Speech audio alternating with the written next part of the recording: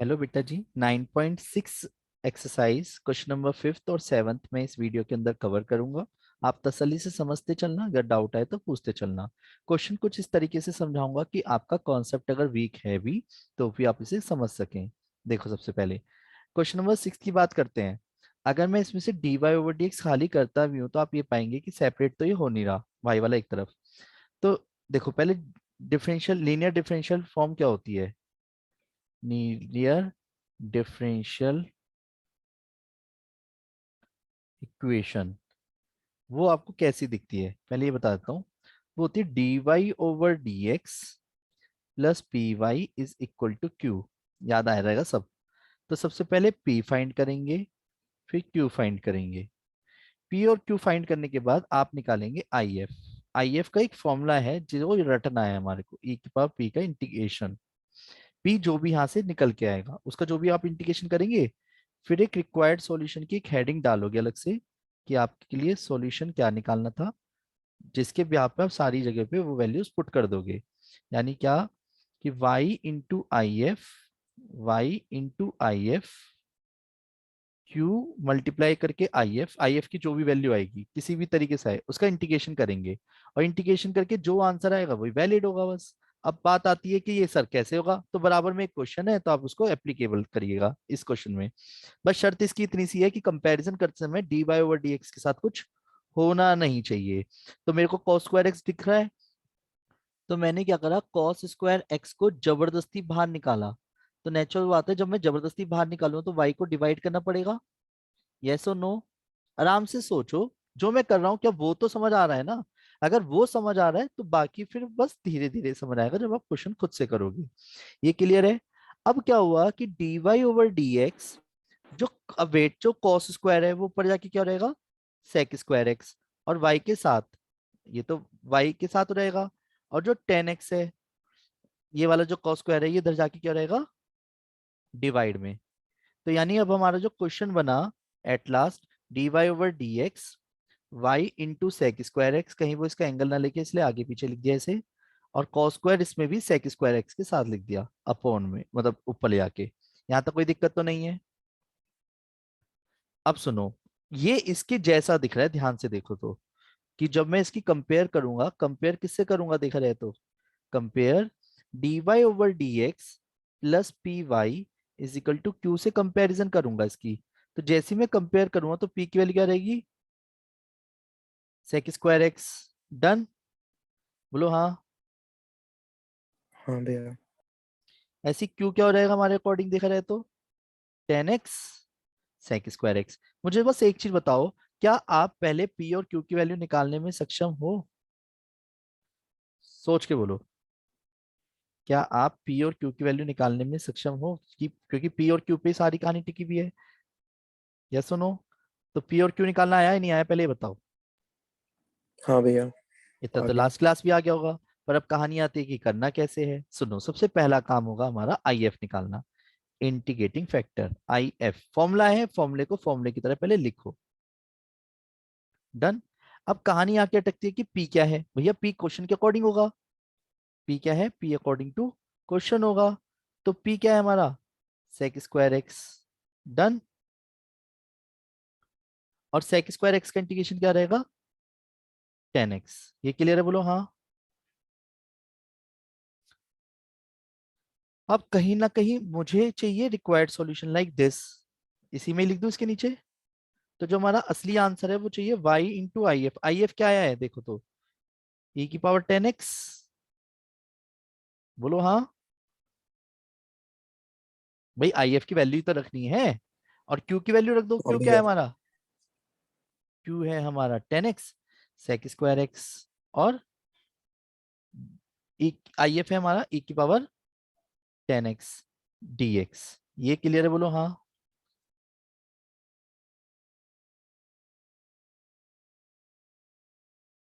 ये समझ आ रहा है? पहले आई एफ निकालना आया, आई एफ निकालने के बाद रिक्वायर्ड सॉल्यूशन का फॉर्मूला तैयार करा। फॉर्मूला जिस भी वेव का होगा उसी तरीके से लिखेंगे भाई, वाई की जगह वाई रहने देंगे। आई एफ जो आता है देखा जाए तो सिर्फ आई एफ की वैल्यू रखी जाती है, क्यू की वैल्यू रखी जाती है। क्यू और आई एफ आपको पहले से निकालना आ ही जाएगा। अब आपको क्या करना है, इनमें इंटीग्रेशन करना है, और इंटीग्रेशन करने के लिए आपकी इंटीग्रेशन की पकड़ होनी चाहिए। इसके साथ कोई छेड़ाछाड़ी नहीं है, सारी कहानी है यहाँ। अब इसका इंटीग्रेशन कैसे हो, तो मेरे को दिख रहा है 10x का डेरिवेटिव sec स्क्वायर x होता है। तो क्या करा मैंने, let t is equal to sec t is equal to 10x मान लिया। क्या करा, t is equal to 10x मान लिया। तो जो डेरिवेटिव आएगा वो क्या आएगा, sec स्क्वायर x सेक dx स्क्वायर आएगा। एक्स। बोलो हाँ, बोलो ना हाँ। तो ये हमारा मेन पोर्शन हो गया। अब क्या आती है बात, कि जब मैं y e की power t sec square x dx तो dt में कन्वर्ट हो जाएगा, और ये e की पावर t हो जाएगा, dt हो जाएगा। यहाँ तक कोई दिक्कत तो नहीं है। c लिखना है लिख लो, कोई दिक्कत नहीं है, क्योंकि वो इधर आई एफ का इंटीग्रेशन हुआ हुआ होता है, इसलिए लिख सकते हो आप। पर भाड़ में जान दो ना, अभी इसके चक्कर में टेंशन क्यों पालूं, पहले क्वेश्चन तो रहे। और क्वेश्चन जो है यहाँ पे लगेगा बाई पार्ट्स, और बाई पार्ट्स तो नहीं भूले हैं निकुंज, बाई पार्ट्स याद है, सर क्या कह रहे हो? बाई पार्ट्स याद है, बाई पार्ट्स हाँ सर वो याद है। बताओ। Sir first as it is, yes, second का इंटीग्रेशन, बहुत अच्छे। फिर होल का इंटीग्रेशन, ओके, और फिर सेकंड का डेरिवेटिव, फिर फर्स्ट, सॉरी फर्स्ट का डेरिवेटिव, सेकंड का इंटीग्रेशन।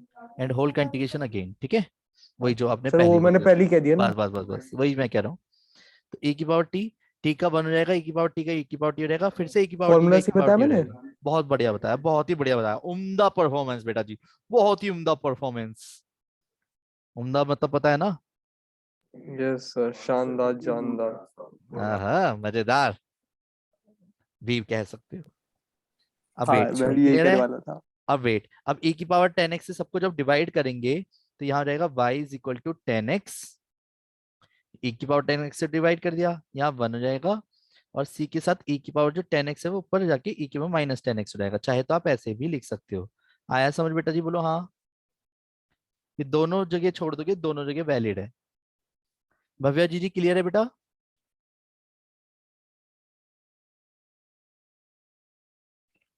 बेटा भव्या, सबको क्लियर है तो फिर एक बार हैंड रेस करो पहले प्लीज। अगर ये क्वेश्चन क्लियर है तो हैंड रेस करने में तो कुछ नहीं जाता। अंजनी दीदी, नहीं आया समझ ये भी।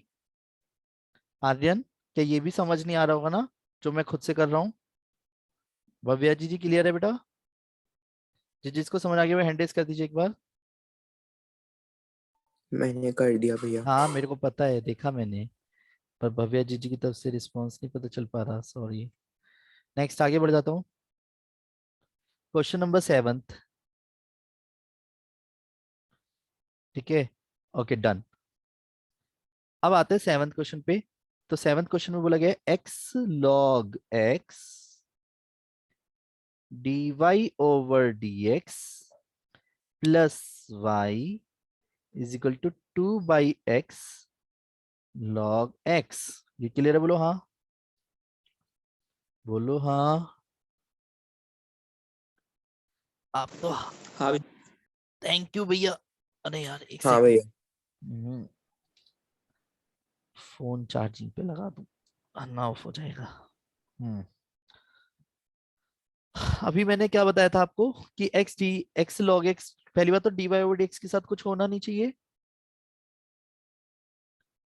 तो मैंने क्या करा, एक्स लॉग एक्स जो है कॉमन निकाला। तो जबरदस्ती जब मैं कॉमन निकालूंगा तो y के नीचे एक्स लॉग एक्स आएगा। बोलो हाँ।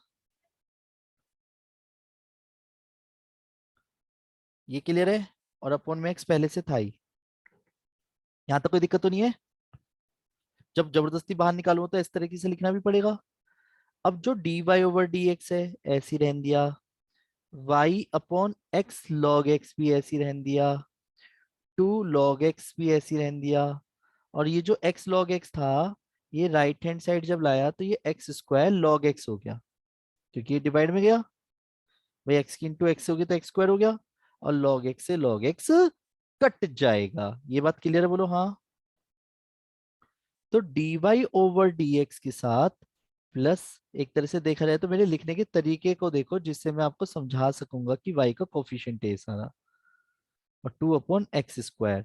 अब वेट, इतना तो आपको आइडिया हो ही गया होगा कि मैं क्या करने वाला हूँ। कंपैरिजन किससे? लीनियर डिफरेंशियल इक्वेशन से। Compare dy/dx plus p y is equal to q. तो पहले बस ये बताओ, p की वैल्यू क्या है हमारी? 1/x log x। और ऐसे ही q की वैल्यू क्या है?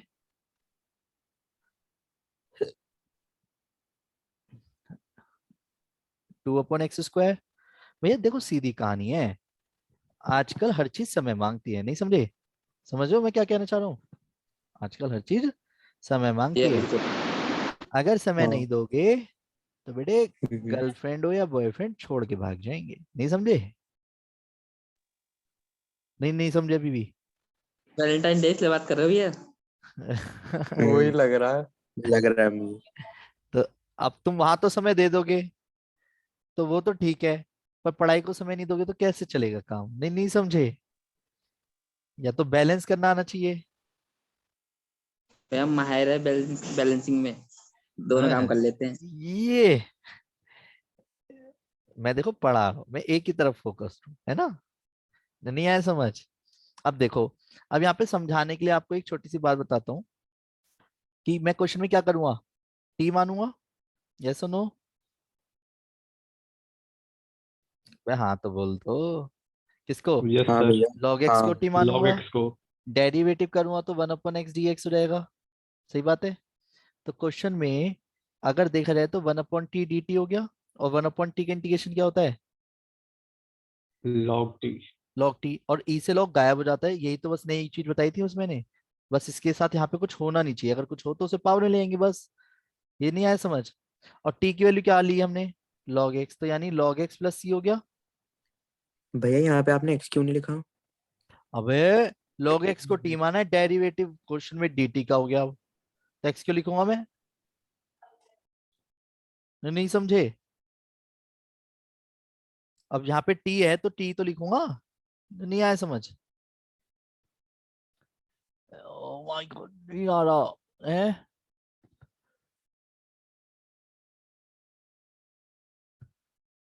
अरे कुछ तो बोलो। कट गया यस क्या? सर। हाँ वो कट गया है लॉग एक्स, मतलब 1/x वाला पोर्शन। ये x कट गया ना, इससे 1/x dx की जगह लिखा है ना। वही तो मैं कह रहा था। अच्छा हाँ, मुझे भी यही सुनाई दिया जो तू कह रहा था। नहीं नहीं आया समझ? मैं तो हाँ आ गया। ओके, तो पहले फॉर्मूला ही लिखता हूँ कि y into I F, Q into I F और dx। डन। अब देखो, आई एफ की वैल्यू आई है log x, तो log x लिख दिया।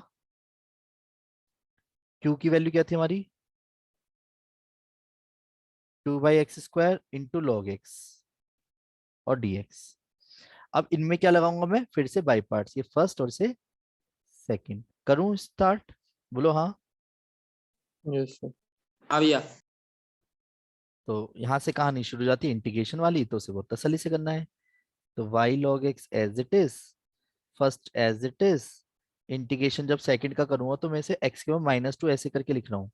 Minus derivative of log x का, इंटीग्रेशन ऑफ 2x के -2 का, और कंबाइंड करके होल का इंटीग्रेशन अगेन। ठीक है बेटा? तो y log x और log x as it is. अब एक चीज बताओ, x की पावर -1 हो जाएगा ना जब मैं इसका इंटीग्रेशन करूंगा। पावर में एक ऐड और वही चीज नीचे भी आएगी। log x का 1/x, ऐसे ही 2x के पावर -1/-1। ये समझ आया? ये करा क्या है मैंने? इंटीग्रेशन में पावर का करा है, पावर में एक ऐड होता था, है ना? बोलो ना हाँ। तो y log x, तो यस माइनस सर। के 2/x log x तो एज इट इज रहने दिया। माइनस माइनस प्लस, और ये फिर से 2 को जब मैं बाहर लाया तो अपॉन में फिर से x के -2 हो गया ये। और x के -2 को फिर से क्या लिखूंगा मैं? -2 वही प्लस x के -1/-1 प्लस c। जल्दबाजी में गलती करनी नहीं, इसलिए मैं आराम से कर रहा हूँ, है ना?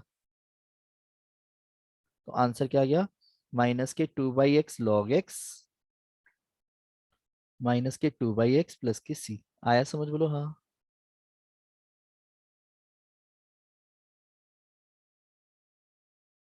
आया समझ, बोलो हाँ।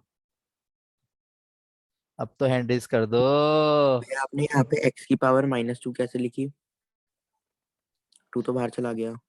2 कांस्टेंट ही तो बाहर गया है, ये बेस सेम था तो पावर ऐड कर दी ना इसके साथ, ऊपर जाके माइनस हो गई। और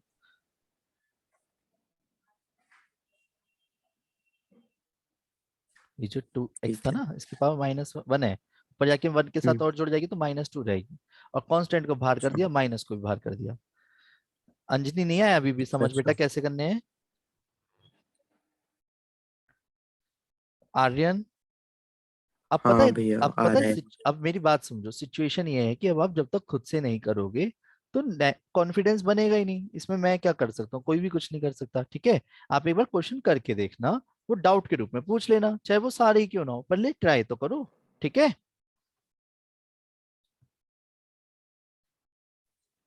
बोलो हाँ। भैया मैं चलो ट्राई मैं करूंगा। अब क्वेश्चन नंबर 16 और 18 का, बेटा जी आदित्य, इसमें इक्वेशन बना के दो या सॉल्व करना है पूरा? भैया बस इक्वेशन बनवा दो, बाकी ठीक कर है। लूंगा। ओरिजिन तो बाद में काम आएगा सी निकालने के लिए, एक्स के लिए 0 एंड वाई के लिए 0, ठीक है। क्वेश्चन की लैंग्वेज बोलोगे, slope of the tangent to the curve at any point, यानी dy over dx, slope of tangent dy over dx होती है, वो इक्वल टू है सम ऑफ द कोऑर्डिनेट। हो गया क्वेश्चन। x कंपैरिजन करूंगा तो p की वैल्यू -1 हो जाएगी और q की वैल्यू x हो जाएगी, ठीक है। ठीक है भैया। अब ऐसे से देखो, sum of the coordinates of any point curve, यानी कर्व कौन सा, curve exceed the magnitude of the slope of the tangent. अब वेट, इसने बोला coordinate, sum of the coordinate मतलब एक्स प्लस वाई, और ये ज्यादा है, किससे ज्यादा है, dy बाई dx से, सही बात है। अब जो चीज ज्यादा होती है उसमें ऐड करते हैं, या जो चीज कम होती है उसमें ऐड करते हैं? जो कम होती है। तो यानी कम कौन है इन दोनों में, अकॉर्डिंग टू क्वेश्चन ने कहा सम ऑफ द कोऑर्डिनेट वो लिख लिया, स्लोप ऑफ द टेंजेंट बोला वो लिख लिया, तो दोनों में कौन कम है? dy over dx। तो इसे 5 बढ़ा दूं बराबर करने के लिए, बोलो हाँ। भैया तो dy ओवर dx में y को तो माइनस में ले आऊंगा, और ये जो 5 है वो लेफ्ट हैंड साइड ले जाऊंगा। तो अब पता है ना p क्या रहेगा, p रहेगा -1 और q रहेगा x-5, ठीक है। इक्वेशन बन गई, और x की वैल्यू y की वैल्यू c की वैल्यू निकालने में काम आएगी, ठीक है। बेटा आया समझ? या कर लूंगा। ओके।